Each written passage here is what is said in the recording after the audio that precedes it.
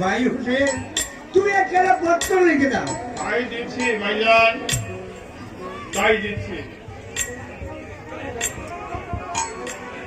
তাই হবে হযরত, আপনারা আমার জন্য দোয়া করবেন। এবার তাহলে আমি আসি।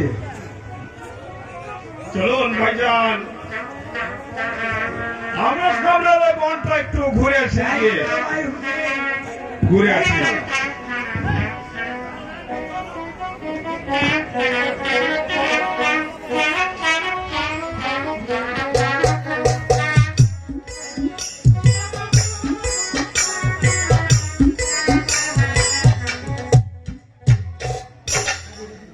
দয়াময়,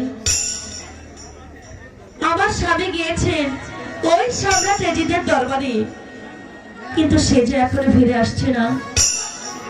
তুমি আমার স্বামীর প্রতি সহায় থেকো খোদা, আমার স্বামীর প্রতি সহায় থেকো।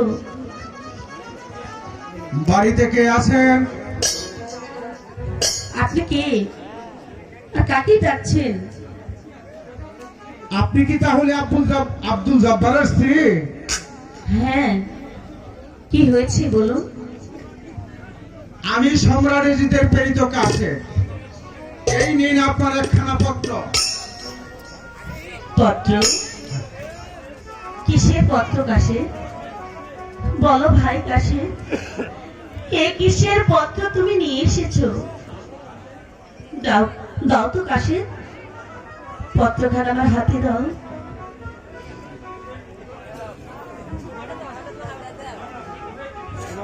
ও হে বিবি জয়নব,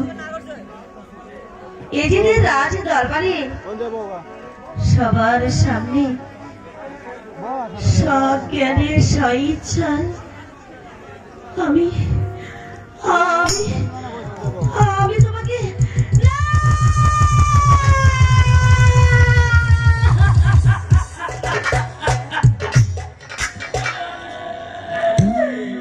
কি আমি শুনলাম তোরা,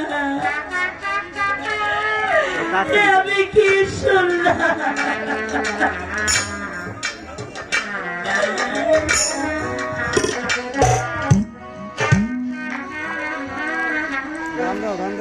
কি শুনিলাম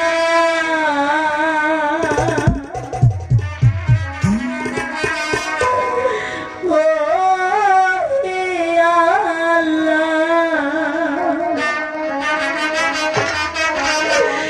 কি শুনিলাম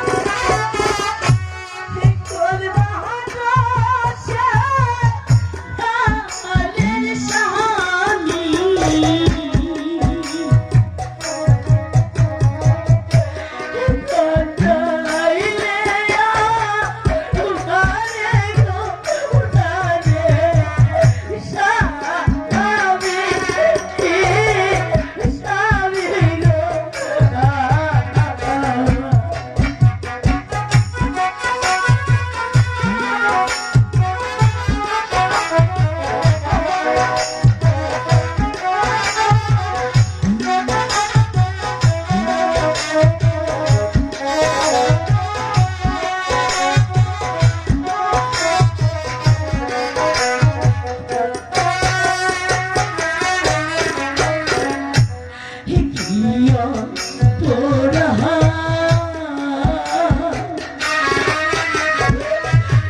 করেছি স্বামী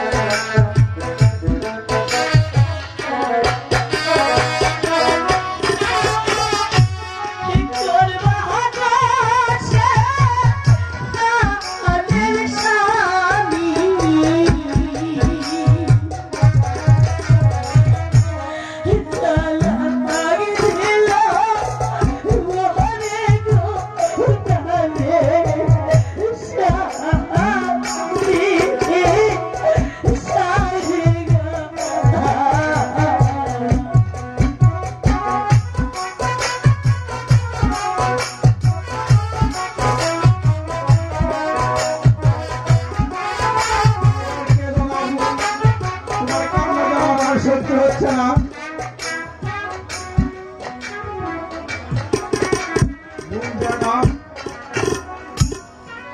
তোমার বাড়ি আসার পথে রাস্তায় ওই ইমাম হাসান হোসেনের সঙ্গে দেখা হয়।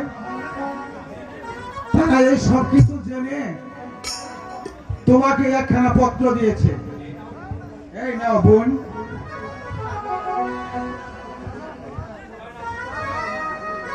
ওগো দয়াময়, তুমি আমার সহায় থেকো।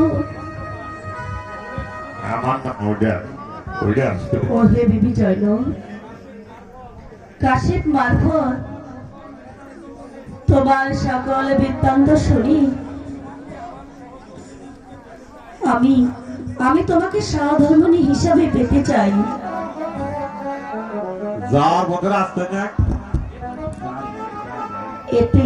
এতে যদি তুমি ইচ্ছা প্রকাশ করো আমি চির সুখী হব। ইতি ইমাম হাসান ভাই কাশে বলো বোন। এই পত্রটা দিয়ে বলবে, হ্যাঁ, ওই হযরতকে গিয়ে বলবে আমি তার প্রস্তাবকে স্বীকার করে নিয়েছি। তাই গিয়ে বলো সে যেন শীঘ্রই আমার কাছে চলে আসে। হ্যাঁ বোন, আমি তাই বলবো। হে খোদা, জানি না আমার কপালে কি লেখা আছে, তুমি আমার প্রতি সহায় থেকো খোদা, আমার প্রতি সহায় থেকো।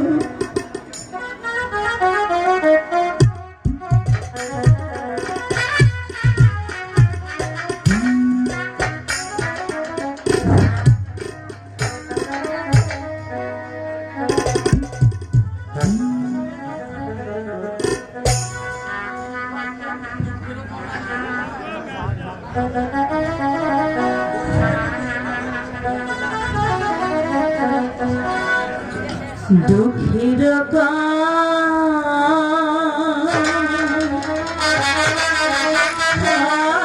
গানি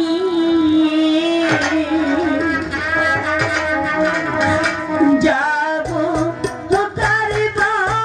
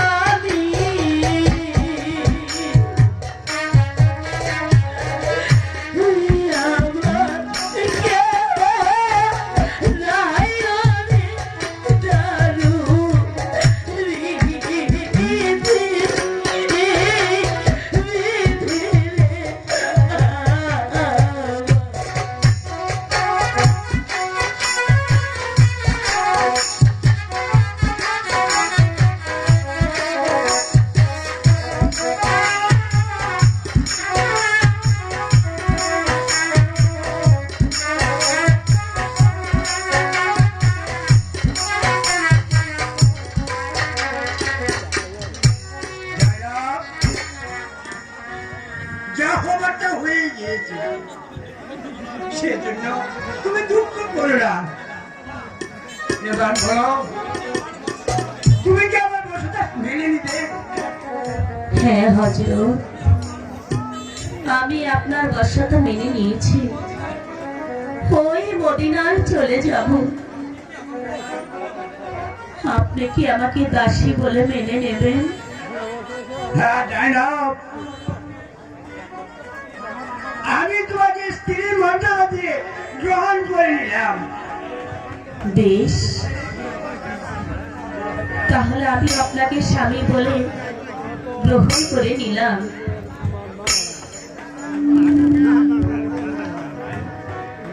ভাই হোসেন, ওই জয়নবকে নিয়ে ওই মদিনায় গিয়ে আমাদের সুবাদারকে ছেড়ে ফেলতে হবে। হ্যাঁ ভাইজান, চলেন আপনার মদিনা চলে যায়। আগে আপনার শুভ কাজটা সেরে নেই। আপনাদের যাই সবাই চলো ভাই হোসেন, দাওয়াত যাই রইল, চলো। দাওয়াত রইল। চলুন ভাবিজান, চলুন।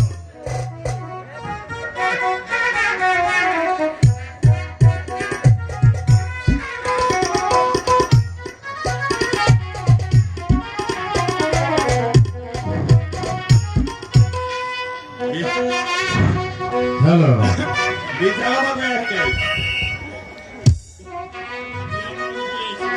সম্রাটের জয় হোক, সম্রাটের জয় হোক। বলেন সম্রাট, আমাকে কি করতে হবে? মন্ত্রী মহারাজ, সম্রাট,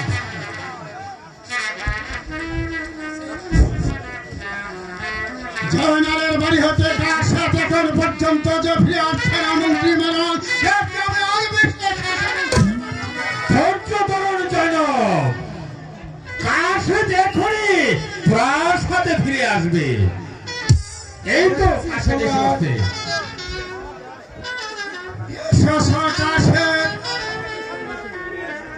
আমার কি সংবাদ তুমি নিয়ে এসেছ? সংবাদ শুভ নয় সম্রাট।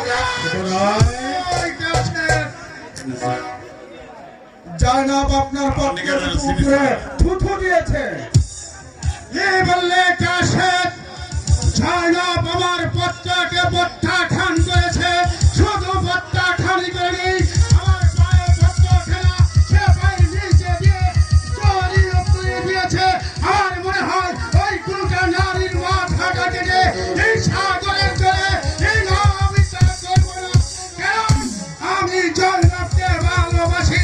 প্রধানমন্ত্রী বলুন, আমি জয়নবকে কিভাবে পাবো? কিন্তু সম্রাট, আমি বলছি এই সংবাদ হাসান হোসেন কি করে জানলো? কাশেদ, বলো কাশেদ, এই সংবাদ হাসান হোসেন কিভাবে জানলো? জয়নব তালাক হয়েছে। বলো, খুলে বলো, একবার তুমি খুলে বলো। আমাকে ক্ষমা করুন সম্রাট, আমি জয়নবের বাড়িতে যাওয়ার পথে ইমাম হাসান হোসেনের সাথে দেখা হয়। তারপর আমাকে জিজ্ঞাসা করলে আমি সবকিছু খুলে বলি। কে বললে কাশেদ?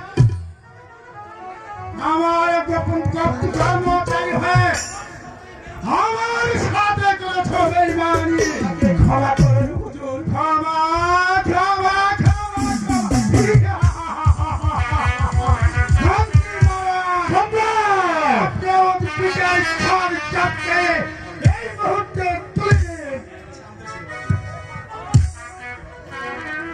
আমাকে ক্ষমা করেন হুজুর, আমার ভুল হয়েছে। তোকে পাঠিয়েছিলাম।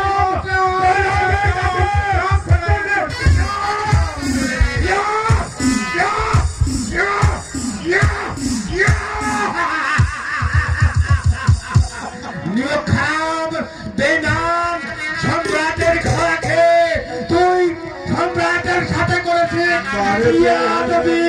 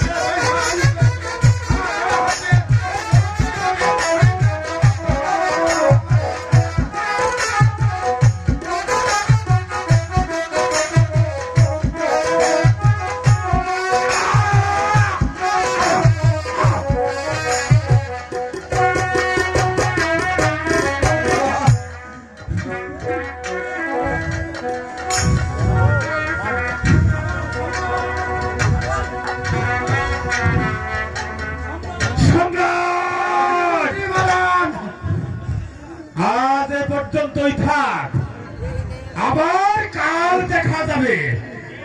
বেশ,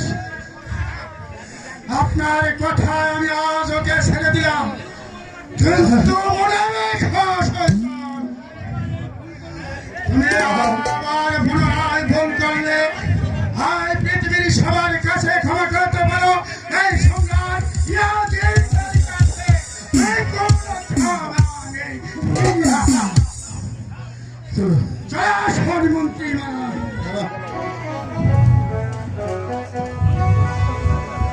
মন্ত্রী মহারাজ। সম্রাট, ইমাম হোসেনকে আমার হাতের শিকার কেড়ে নিয়েছে।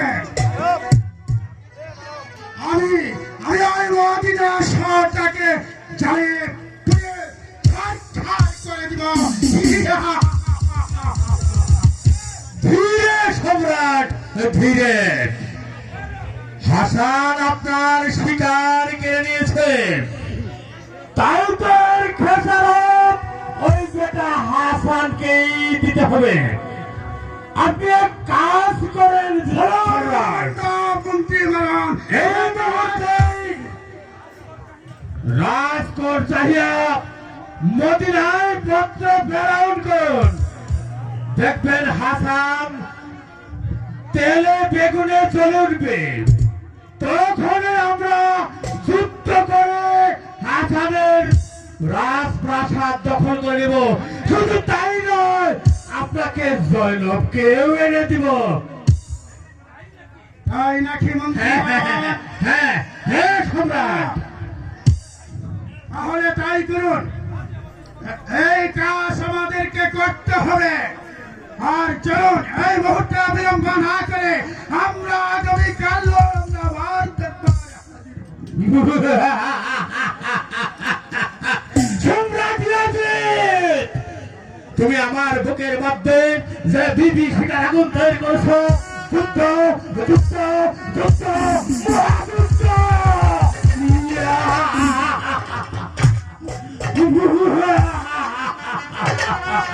শুধু তাই নয়, এইভাবেই রচনা হবে একটি একটি একটি ইতিহাস।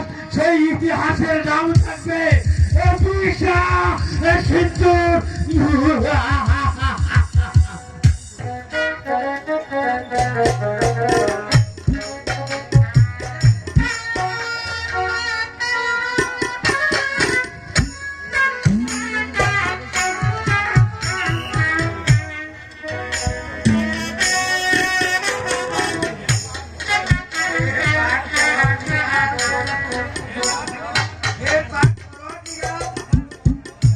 আমার মন বলছে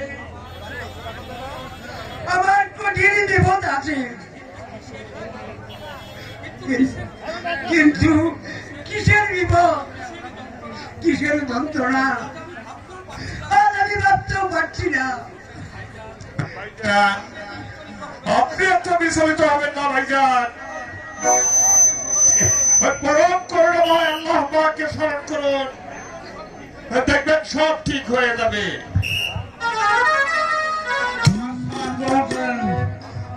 হযরত, এই নিন,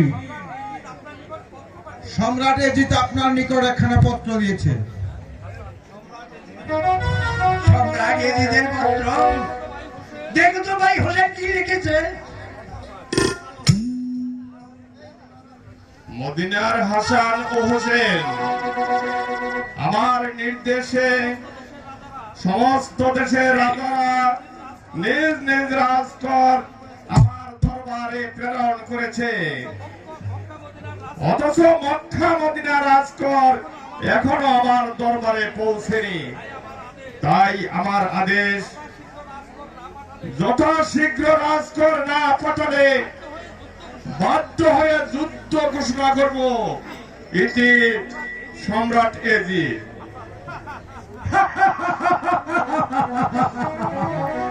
এজিদ কি পাগল হয়েছে নাকি? নইলে তার স্মরণ রাখা উচিত ছিল যে আমরা বেঁচে থাকতে কারো ক্ষমতা নেই যে এই মক্কা মদিনা আক্রমণ করতে সাহস পাচ্ছে।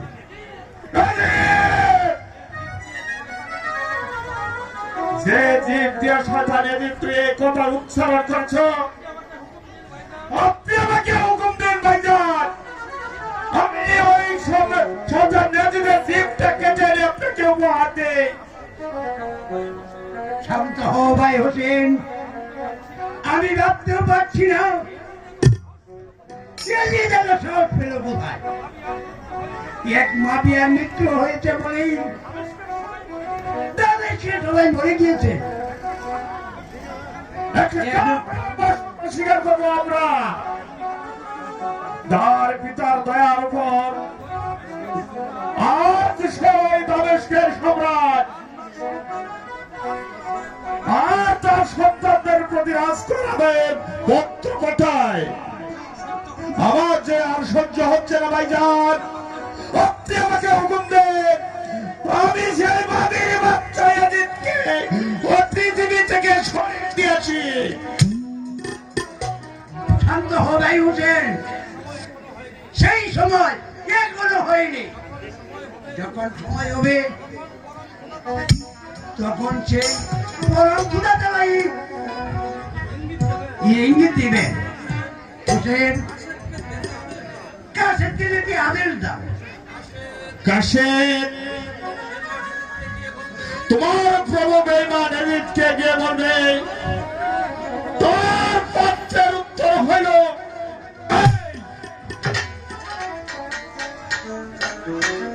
তুমি পরম করুণাময় আল্লাহকে স্মরণ করবে,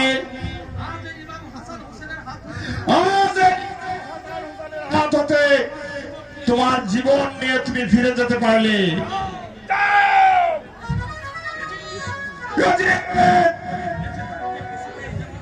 আমি বেঁচে থাকতে কিছুতেই দেব না তোমাকে পবিত্র মদিনাতে পা ফেলতে।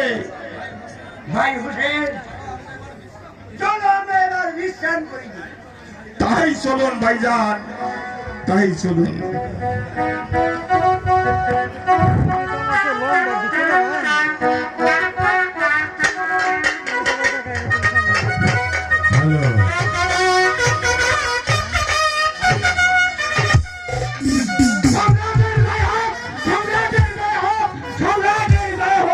বলেন সম্রাট, আমাকে কি করতে হবে? মন্ত্রী মারান, আমার মন বলছে হাসান হোসেন আমার অবশ্যতা কিছুতেই মেনে নেবে না। তাই তো যুদ্ধ হবে আর মীমাংসা। আমার বিশাল সেনাবাহিনীর সাথে হাসানের সেনাদল কিছুতেই পেরে উঠতে পারে না। তাই যুদ্ধই হবে আমার সুনিশ্চিত। কাশেদকে মদিনা হতে ফিরে এসেছে সম্রাট। না মন্ত্রী মারান, কাশেদ তো এখন পর্যন্ত ফিরে আসছে না। আমার মনে হচ্ছে হাসান হোসেন তাকে শৃঙ্খলিত করে রেখেছে। সম্রাট ওই তো কাছে ফিরে এসেছে। এসে তো কাশেপ, বলো কি সংবাদ তুমি নিয়ে? সংবাদ শুভ নয় হুজুর, সংবাদ শুভ নয়, সংবাদ শুভ নয়। বলো কাশেপ, কি সংবাদ নিয়ে এসেছ? হোসেন আপনার পত্রকে পদে তুলিতে করেছে। কে বললো কাশেপ? মদিনার হোসেন আমার পত্রকে প্রত্যাখ্যান করেছে। তার এত বড় শক্তি আমার সন্ধ্যা সমর্থন থাকতে আমি তাকে কিছুতেই রেহাই দেব না। মন্ত্রী মহারাজ, সম্রাট এই মুহূর্তে আপনি যুদ্ধের আয়োজন করেন। মন্ত্রী মহারাজ, কিসের যুদ্ধ সম্রাট? অনেক মদিনার হাসান হোসেন আমার অবস্থাটা মেনে নিচ্ছে না। আমাকে বলছে সে কাফের। আমি যুদ্ধ করে ওই মদিনা দখল করে নিব। আমাদের সম্রাট দিয়েছে আফামারকে, আমি তাদের ক্ষমা করবে। আপনি যুদ্ধে দেন সম্রাট। তাই কারণে যুদ্ধের জন্য তোমরা সবাই তৈরি হয়ে যাও। হাসান হোসেনের দায়িত্ব আমার উপরে ছেড়ে দেন সম্রাট। যান মন্ত্রী মারান, ওই শত্রুর উপরে আপনারা ঝাঁপিয়ে পড়ুন। সৈন্যগণ, তোমরা দামেস্ক অধিপতির জয়ধ্বনিতে আকাশ ফাটিয়ে তোমরা রব তুলে দাও। জয় সম্রাটের জয়, জয় সম্রাটের জয়, জয় সম্রাটের জয়। এই মুহূর্তে উপরে জয় সম্রাট।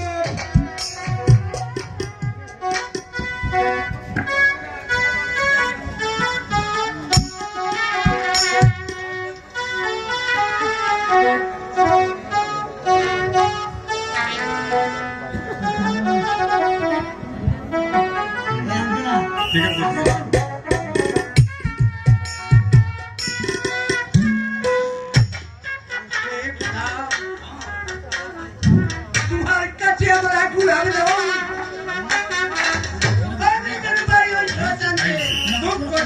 পিতা, পিতা, এলিদের সুন্দর মদিনার চতুর্দিকে ঘিরে ফেলেছে। পিতা, সুযোগ পেলে আক্রমণ করতে পারে। কি বললে কাছে? পিতা, তাহলে আর দেরি নয়, এবার জিহাদ ঘোষণা করে ওই শত্রুর উপরে চাপিয়ে পড়ো। তাই করব পিতা, আপনি আদেশ দিলে আপনার আদেশ মাথায় নিয়ে আমি রাসূলের অনুসরণ করে উল্কার থেকে পুরো শিক্ষা পালন করে সেখান থেকে আপনাদেরকে হত্যা করে রক্ষা করব। এই পবিত্র মদিনাবাসীকে আশীষ পিতা, আশীষ পিতা, আশীষ। তাই করো পুত্র, তাই করো। ওদের আর অন্যায় আমাদের মেনে নেওয়া যায় না, তাই তো যুদ্ধই হবে। এর শেষ মীমাংসা। হযরত, যুদ্ধের জন্য যে আমরা তৈরি হযরত। তোমরা তাহলে আমার জন্য যুদ্ধে সজ্জিত হয়েছ? হ্যাঁ হযরত, আপনাকে ওই বিপদের মুখে ঠেলে দিয়ে আমরা যে আর বাঁচতে চাই না। আপনি আপনি আমাদেরকে দুর্বল মনে করবেন না হযরত। এই যুদ্ধে হয়তো মরব, না হয়তো ওই কাফেরদেরকে ধ্বংস করে দিব।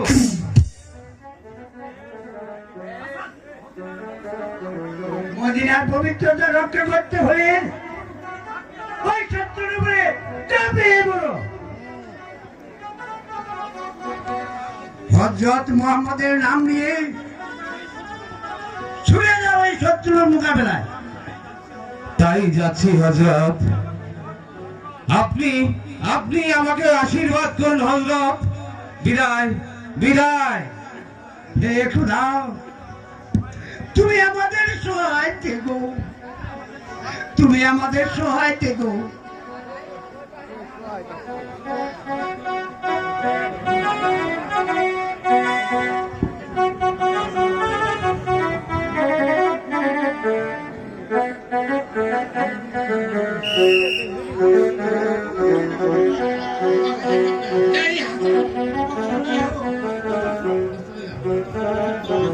যুদ্ধ যুদ্ধ যুদ্ধ ভীষণ যুদ্ধ মার করা হঙ্গুরে মদিনাবাসীরা ওই একের থেকে আমার ঝাঁপিয়ে পড়বে সৈন্যগণ ইসলামের পতাকা সুন্দর কাপড়ের সৈন্যদের নির্চিহ্ন করে দাও। ভাইজান ভাইজান, যুদ্ধের কি সংবাদ ভাই? আমাদের সৈন্যরা মার মার কাট কাট হবে এদের সৈন্যদের উপরে ঝাঁপিয়ে পড়ছে। কাছেন কি করছে? মদিনাবাসীরা নেতৃত্ব দিচ্ছে, আর যাকে সামনে পাচ্ছে তাকে দ্বিখণ্ডিত করছে। এমন সময় আমাদের চুপ করে বসে থাকা ঠিক হবে না। এ সময় হোসেন ওদের সাথে অস্ত্র ধরে ওদের মনে কর আর পরে তাই চলুন, তাই চলুন।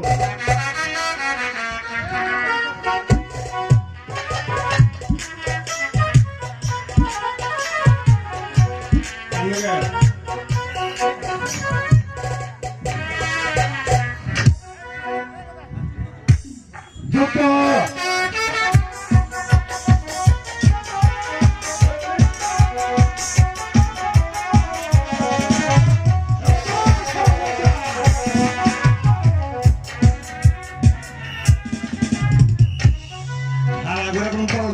পাঠালে লেগে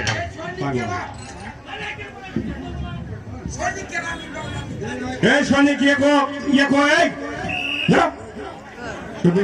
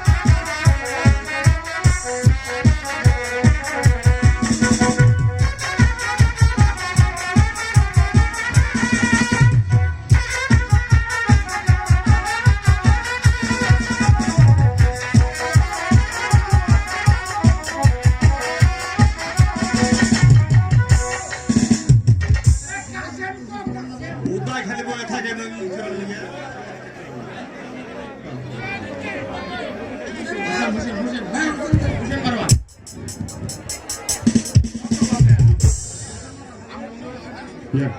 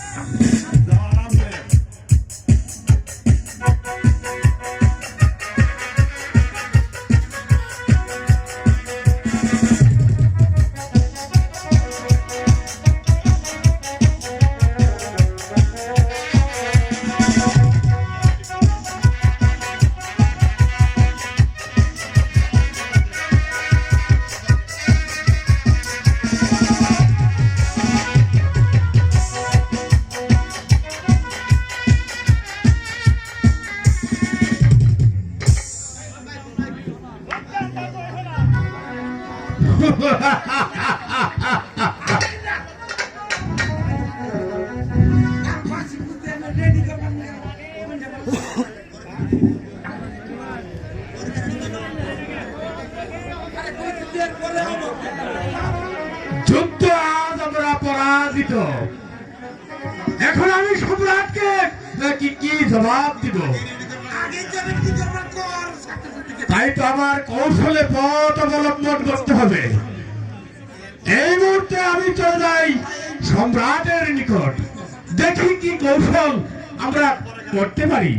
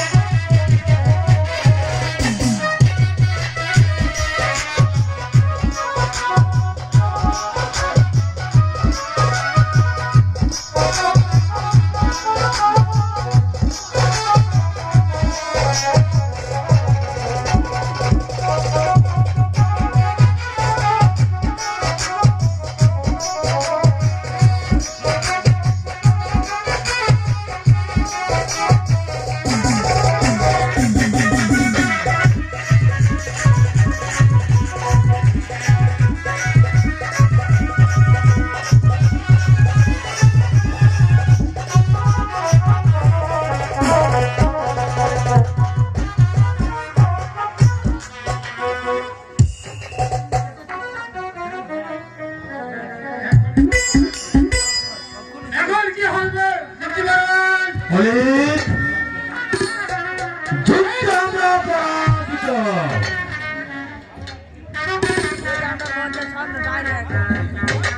ভয় পেও না অলিক, যুদ্ধে পরাজিত হয়েছে বলেই আমরা বুদ্ধিতে পরাজয় হয়নি। আমরা এমন জাল পাতবো, সেই জালে ভেসে যাবো ইমাম বংশ। মন্ত্রী মহোদয়, তুমি প্রাসাদে গিয়ে সম্রাটের নিকট তুমি সংবাদ জানিয়ে দিবে আমরা যুদ্ধে পরাজয় হইলেও কৌশলে মারওয়ান যুদ্ধের একটি পথ অবলম্বন করিতেছে। তাই যাচ্ছি মারওয়ান, তাই যাচ্ছি। হাসান, হাসান, ওই ময়মনা বুড়িকে দিয়েই তোমার জীবনের সাঙ্গ আমি ত্যাগ করে দিব। আমি এমন চাল চালবো, সেই চালে তুমি এই চুলা থেকে চিরতরে বিদায় হয়ে যাবে। কোথায় ময়মনা?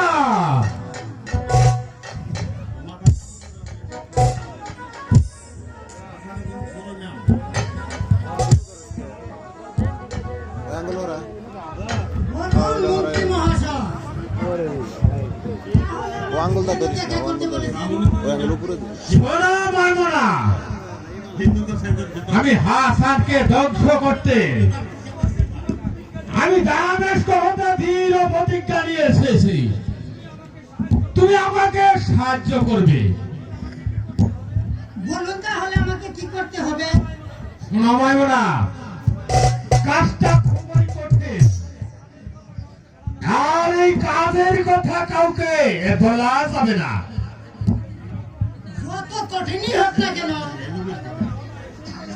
এই মাইমনা সব বলা সেই করে দিতে পারে। তাহলে বলুন কাজটা কি? আমরা হাসান হোসেনের সাথে যুদ্ধ করে আমরা পরাজয় বরণ করেছি, কিন্তু আমি কৌশলে আমি তাকে হত্যা করব। ওরে বাপরে, এত বড় বেইমানি কাজ আমি করতে পারবো না। শোনো ময়মনা, আমার এই কাজ করে দিতে পারলে তোমাকে দেওয়া হবে নগদ সশস্ত্র স্বর্ণমুদ্রা, আর যদি না করে দাও তাহলে আমার ঠিক টাকাও টাকাও একেবারে তোমার ভবনীরা সাঙ্গ করে দিব। বেশ, আমি করে দিব। বেশ, তাহলে এই নাও, আমার হাতে রয়েছে কালকুট বিষ। এই বিষ তুমি কৌশলে যদি ময়মনা তুমি যদি ওই হাসান বেটাকে সেবন করাইতে পারো, তাহলে একেবারে মামলা ডিসমিস।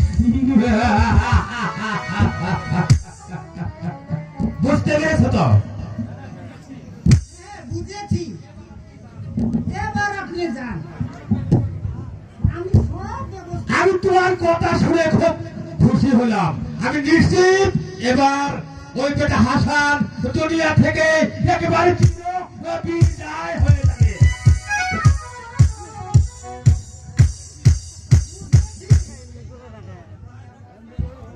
এই কাজ তাহলে ওই জায়গাকে দিয়েই করাতে হবে।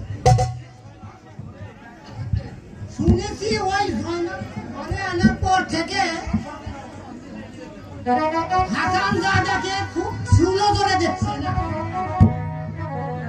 তাই ওই জায়গাকে বিষ দিয়ে বলতে হবে এটা খাওয়াইলে তোমার স্বামী তোমার বাধ্য হয়ে যাবে। তবে যাই দেখি তাহলে কি করা যায়।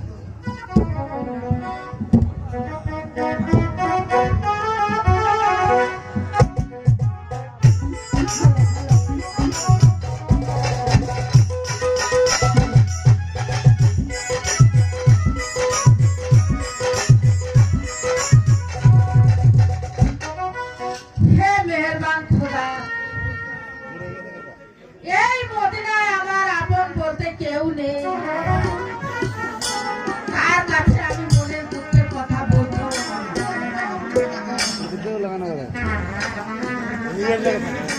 আমার দুঃখ বোঝার মতো একজনই আছে, সে হলো ওই মাইমুনা বুড়ি। কিন্তু কতদিন হলো সেও যে আসছে না। এদিকে সতীনের জ্বালাতে আমি আর সহ্য করতে পারছি না।